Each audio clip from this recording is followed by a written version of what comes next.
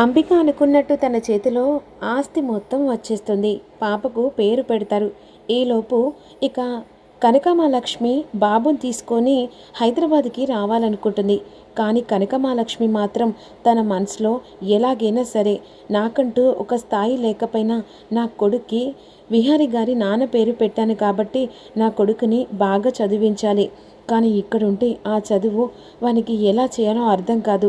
అందుకే నేను హైదరాబాద్కి వెళ్తేనే నేను ఏ కష్టమైనా పడైనా సరే నా కొడుకుని ఒక స్థాయిలో ఉంచాలి అనే విధంగా నిర్ణయించుకుంటుంది. అమ్మ సిరి, ఏం ఆలోచిస్తున్నావు? ఏం లేదు బామ్మ, నేను ఈ ఊర్లో నుంచి వెళ్ళిపోవాలనుకుంటున్నా. అదేంటమ్మా అలా నిర్ణయం తీసుకున్నావేంటి? ఏం లేదు బామ్మ, ఇలా చూస్తూ చూస్తూ ఇలా కష్టపడే కంటే నా కొడుకును పై అంతస్తుల చదువు చదివించి ఇక నాకంటూ ఇలాంటి కష్టాలు ఉన్నాయి. కానీ నా కొడుకు మాత్రం ఒక మకుటం లేని మహారాజులా పెరగాలి. అది నా కలమ్మ. సరే అమ్మ సిరి, ఇక హైదరాబాద్కే కదా వెళ్ళేది, సరే వెళ్దాం అని చెప్పేసి మూటా ముళ్ళ సర్దుకొని హైదరాబాద్కి బయలుదేరుతారు. హైదరాబాద్కి బయలుదేరిన సమయం 5 సంవత్సరాలు అలా గడుస్తాయి. 5 సంవత్సరాలలో తన జీవితంలో ఏం జరుగుతుంది? ఇక మరోవైపు పాప చింగు ఎగురుకుంటూ హాల్లో గంతులు వేస్తూ ఉంటుంది. ఆ సమయంలో యమున హాల్లోకి వచ్చి తన మనవరాలను చూసి ముద్దాడుతూ ఉంటుంది. ఆఖరి నిమిషంలో ఇక విహారి హాల్లోకి వచ్చేసరికి నాన్న అని చెప్పేసి పిలుస్తూ ఉంటుంది. ఇక నాన్న, ఏంటి నాన్న అలా డల్లుగా ఉన్నావు అని అడుగుతుండగా, ఏం లేదమ్మా నాన్న, కాఫీ తీసుకురా అన్న అంటే నీకు కాఫీ పెట్టేస్తున్నట్టుగా మీ నాన్నకు కాఫీ తీసుకురావాలని అడుగుతున్నావు. అదేంటి నాని అలా అంటున్నావు? మా నాన్నకి ఎంత హెల్ప్ చేసినా ఎంత చేసినా కూడా అది నాకు తక్కువే. మా నాన్న హ్యాపీగా ఉండడమే నాకు కావాలి అని తన ఒక్కొక్క మాట లక్ష్మి మాటలు గుర్తు చేస్తూ ఉంటుంది. ఆ సమయంలో పద్మాక్షి వస్తుంది. ఇక వెంటనే అమ్మమ్మ, మమ్మీ ఏం చేస్తుంది? మీ మమ్మీ ఇక పార్టీకి వెళ్ళాలని రెడీ అవుతుంది. అవునా, సర్లే నేను గదిలోకి వెళ్తా. ఏంటి మళ్ళీ ఎందుకు గదిలోకి వెళ్తున్నావు? మీ అమ్మ రెడీ అవుతుందని చెప్పేసి అన్నాను కదా, ఇక్కడ ఆడుకోవచ్చు కదా హాల్లో. ఏంటి వదిన, అసలు పాపను ఎందుకు అలా కసిరించుకున్నట్టు మాట్లాడుతున్నావు? అబ్బే ఏం లేదు, పాప ఆ గదిలోకి ఎందుకు వెళ్తుంది, రెడీ అవుతుంది అని చెప్పేసి అంటున్నాను. అయినా తను పుట్టిన నుంచలి తనని చిన్న పాప నుంచలి మొదలు పెడితే ఇప్పుడు నా మనవరాలికి 5 సంవత్సరాలు వచ్చాయి. అప్పటి నుంచి ఏదో ఒక మాట చెప్పి తనని ఏదో నీ సొంత మనవరాలు కానట్టుగా అవాయిడ్ చేసినట్టే మాట్లాడినట్టుగా అనిపిస్తుంది. అది నా సొంత మనవరాలు అయితేనే కదా, అది లక్ష్మి బిడ్డ. ఏ గడి అయితే ఇది నా ఇంట్లో అడుగు పెట్టిందో కానీ ఆ మాత్రాన నా తలరాత కరెక్ట్ లేక దాని బిడ్డను ఈ ఇంట్లో పెంచడం అవుతుంది. అదెంత లేదు వదిన, ఏదో కోపం మీద పాపను అలా అంటాను కానీ ఇది నా బంగారం అని దగ్గర తీసుకుంటుంది. ఈలోపు హాల్లోకి వచ్చి, మమ్మీ గెట్ టుగెదర్ పార్టీ ఉంది, బావా వెళ్దామా? నేనెక్కడికి బావా? ఏంటి ఇలా? అయినా ఎక్కడికి రమ్మన్నా కూడా కనీసం ఎప్పుడో ఏదో ఒకసారిలో ఉంటూనే ఉంటావు. కనీసం బయటికైనా వెళ్దాం రా బావా. నేను రాను అని చెప్పేసి లోపలికి వెళ్తాడు. ఇక పాప పుట్టి ఇన్ని సంవత్సరాలైనా బావ మాత్రం ఎట్టి పరిస్థితుల్లో మారడు కూడా అని చెప్పేసి కోపంగా వెళ్తుంది. మమ్మీ ఎక్కడికి మమ్మీ అని చెప్పేసి పాప అడుగుతుంది. ఎక్కడికేంటి, గెట్ టుగెదర్ పార్టీ ఉంది, వెళ్తున్నాను. అయినా నాన్నమ్మ ఉంది అమ్మమ్మ ఉంది కదా, వాళ్ళతో ఉండు. లేదు మమ్మీ, నీతో ఈరోజు హాలిడే ఇచ్చారు కదా స్కూల్లో, నీతో టైం స్పెండ్ చేయాలనుకున్నా. నాకు బోలెడు పనుంది, నేను నా గురించి ఆలోచించాలి కదా అని చెప్పేసి పాపను వదిలేసి వెళ్తుంది. పాప ఫీల్ అయి కూర్చుంటుంది. ఏంటమ్మా మమ్మీ పోయిందని బాధపడుతున్నావా? సర్లే మనిద్దరం ఆడుకుంటాంలే అని చెప్పేసి లోపలికి తీసుకెళ్తుంది యమున. ఇక మరోవైపు 5 సంవత్సరాల తర్వాత హైదరాబాద్కి ఎంట్రీ ఇచ్చిన లక్ష్మి, హరికృష్ణ బాబు ఆయనే ఆడుకుంటూ ఉంటాడు. ఆ టైంలో లక్ష్మి హరిబాబు అని చెప్పేసి పిలుస్తూ ఉంటుంది. వస్తున్నానమ్మా అని చెప్పేసి గంతులు వేసుకుంటూ కొడుకు వస్తూ ఉంటాడు. ఆ టైంలో విహారి రోడ్డు దగ్గర నుంచి వెళ్తూ ఉంటాడు. అన్ఎక్స్పెక్టెడ్గా కారు వచ్చేస్తుంటుంది. హరిబాబు వెంటనే కారు కింద పడిపోతున్న సమయంలో విహారి వచ్చి హరిబాబును కాపాడిస్తాడు. థ్యాంక్స్ అండి, మీరు వచ్చి నన్ను కాపాడారు, చాలా థ్యాంక్ యూ సో మచ్ అని చెప్పేసి గౌరవంగా విహారికి థ్యాంక్స్ చెప్తుండగా, ఏంటి బాబు ఇక కారు కింద పడేవాళ్ళు కదా, చూసుకుంటూ నడవచ్చు కదా. అయ్యో మా అమ్మ పిలుస్తూ ఉంది, మా అమ్మ పిలుపును నేను ఎప్పుడూ కాదనను. ఎందుకంటే మా అమ్మ పిలుపే నాకు శ్రీరామ రక్ష. అలా అని చెప్పేసి అమ్మ పిలుస్తుందని ఆగంలో పరుగులు తీశాను. అయినా స్కౌండ్రల్ వాడు డ్రైవింగ్ చేసుకుంటూ వెళ్తున్నాడు పసిపిల్లలని చూడకుండా. అవును, మీరు ఎక్కడుంటారు బాబు? అటుకెళ్ళి ఉంటాం సార్. అయినా సర్లే, మరోసారి వస్తానులే. అయినా రావడానికి మేము చిన్న గుడిసెల్లో ఉంటున్నాం సార్ అని ఈ విధంగా అంటుండగా, ఆ సమయంలో గుడిసె అనేది ముఖ్యం కాదు, మనసు పెద్దగా ఉందనే ముఖ్యం. నువ్వు బాగా చదివి మీ నాన్న పేరు నిలబెట్టాలనేసరికి తల దించేసుకుంటాడు. అదేంటి బాబు, మీ నాన్న పేరెత్తేసరికి తల దించేసుకున్నావు? అది కాదు సార్, నాకు నాన్న లేడు. నాన్న ఏమైపోయాడో కూడా తెలియదు.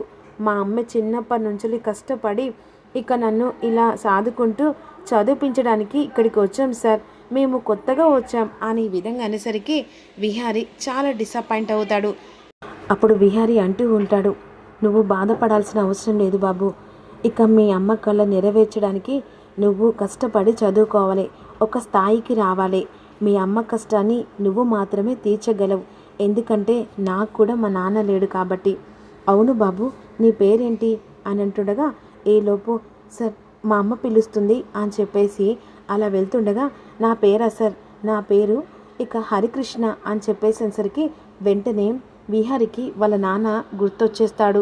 బాబు పేరు మా నాన్న పేరులా ఉంది, హరికృష్ణ అని చెప్పేసి అనేసరికి, ఒకప్పుడు లక్ష్మితో సంతోషంగా జీవితాన్ని పంచుకున్నప్పుడు ఇక మా నాన్న నీ కడుపులో పుట్టాలి లక్ష్మి, అప్పుడు మా నాన్నకు ఇక మన కొడుకు మా నాన్న పేరు పెట్టాలి అని చెప్పేసి ఆ మాటలు జ్ఞాపకం చేసుకుంటూ ఉంటాడు. ఈలోపు వెంటనే ఇక ఇంటి దగ్గర నుంచి మళ్ళీ ఫోన్ వస్తూ ఉంటుంది. ఆ సమయంలో పాప కాల్ చేస్తూ ఉంటుంది. నాన్న ఎక్కడున్నావు? వస్తున్నానమ్మా అని చెప్పేసి అన్న తర్వాత, త్వరగా రాండి నాన్న, బోరు కొడుతుంది. అదేంటి మమ్మీ లేదా? మమ్మీ పార్టీ అని చెప్పేసి బయటికి వెళ్ళింది అనేసరికి, సరే వస్తున్నా అని చెప్పేసి విహారీ అక్కడి నుంచి వెళ్ళిపోతాడు. చేతికి అధికారం వచ్చిన తర్వాత అంబిక గెటప్పే చేంజ్ చేస్తుంది. తన చేతికి ఇక ఒక ఆయుధం వచ్చిందని ప్రతి ఒక్కటి తను ఏకంగా ఏది తీసుకున్న నిర్ణయం తనదన్నట్టుగా ఎగసి పడుతూ ఉంటుంది. అలా తన చేతిలో అధికారం వచ్చిన తర్వాత సుభాష్ వెంటనే అంబిక క్యాబిన్లోకి వస్తాడు. అంబిక అని చెప్పేసి, చెప్పు సుభాష్, ఇక నీ చేతికి అధికారం వచ్చి 5 సంవత్సరాలు అవుతుంది. ఇప్పుడు అందరినీ నమ్మిస్తూ ఇక నువ్వు ఆడే నాటకానికి తెరదించే టైం వచ్చింది. దాని గురించే నేను కూడా ఆలోచిస్తున్నాను. ఎందుకంటే ఇప్పుడు వాళ్ళు తింటున్న ఎంగిలి మెతుకులతో పాటుగా ప్రతి ఒక్కటి నా ఆస్తి మాత్రమే, నా ఆస్తిలో ఉన్నారు కాబట్టి వాళ్ళను ఇక బయటికి పంపించే సమయం కూడా వస్తుంది. అందుకనే నీకు గుర్తు చేయడానికి వచ్చాను. అవును, ఇంకొక విషయం, ఇన్ని రోజులు అవుతుంది ఇక నీకోసం అని చెప్పేసి ప్రతి ఒక్కటి చేశాను. మరి మన పెళ్లి టాపిక్ కూడా ఆలోచిస్తున్నావు కదా? దాని గురించా ఆలోచిస్తాను, బట్ ఇంకా టైం కావాలి. ఇదేంటంబిక, 5 సంవత్సరాల నుంచి ప్రతి ఒక్కటి ఇక నీకోసమే అన్నీ చేస్తూ ఉన్నా. అలాంటప్పుడు ఇంకా ఎన్నేళ్ళ దాకా ఆగుతూ ఉంటాను? నా వల్ల కాదు. అందుకే ఇద్దరం హ్యాపీగా పెళ్లి చేసుకుందాం సుభాష్. అయినా నీ చేతిలో ఏముందని నిన్ను పెళ్లి చేసుకోవాలి అని ఒక్కసారిగా సుభాష్కి హ్యాండ్ ఇచ్చినట్టు మాట్లాడుతుంది. అదేంటి అలా మాట్లాడుతున్నావు అంబిక? ఇదంతా నీ చేతికి అధికారం ఆస్తి రావడం కారణం ఎవరు? నేను కదా? కాదంటలేను, ఇప్పటికి కూడా నువ్వే. కాకపోతే నేను పెళ్లి చేసుకునేంత ఆలోచన నా దగ్గర లేదు.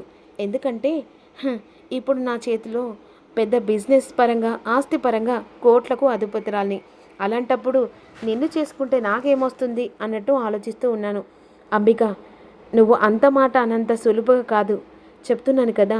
నేను మాత్రం ఏదని అనుకుంటే అదే మెంటల్గా ఫిక్స్ అయిపోతానని చెప్పేసి సుభాష్ వార్నింగ్ ఇవ్వకనే వెళ్ళిపోతూ ఉంటాడు.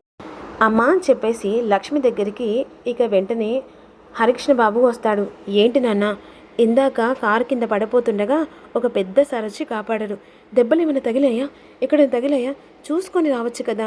అయ్యో అమ్మ, నువ్వు పిలుస్తున్నావా అని తొందరగా వచ్చాను. కానీ ఆ సారి ఎంతలా మాట్లాడాలో తెలుసా? అమ్మా, నేను ఒకటి అడగన్నా? చెప్పు నాన్న. ఏం లేదు, మళ్ళీ కోపడద్దు. ఏం లేదమ్మా, ఇక్కడున్న అందరికీ పిల్లలందరికీ వాళ్ళ నాన్న అమ్మ ఉన్నారు. రాత్రి కాగానే అందరూ బయట కూర్చొని వాళ్ళ నాన్నతో సంతోషంగా అన్నం తింటున్నారు. కానీ మనకు మాత్రం నాన్న ఎందుకు లేడమ్మా?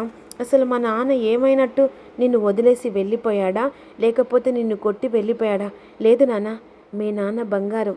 ఇక పరిస్థితులను బట్టి ఇక నేను ఇలా బయటికి రావాల్సి వచ్చింది. లేదమ్మా, సరే నిన్ను బాధ పెట్టే మాట అడగను. ఎప్పటికైనా నాన్నను కలుస్తానని ఒక ఆలోచన, ఒక నమ్మక ధైర్యం నాకుందమ్మా అనే విధంగా అనుకుంటూ ఉంటుంది.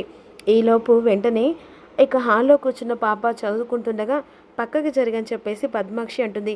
అదేంటమ్మమ్మ, నేను కూర్చున్న దగ్గరికి వచ్చి నన్ను డిస్టర్బ్ చేస్తున్నావు, నువ్వే అటు వెళ్ళి కూర్చో అనేసరికి వెంటనే ఎంత పొగరే, పెద్దదానని చూడకుండా నన్నే ఏకంగా ఎదిరించి మాట్లాడతావా అని చెప్పేసి ఇక పాప మీద చెయ్యెత్తుతుంది.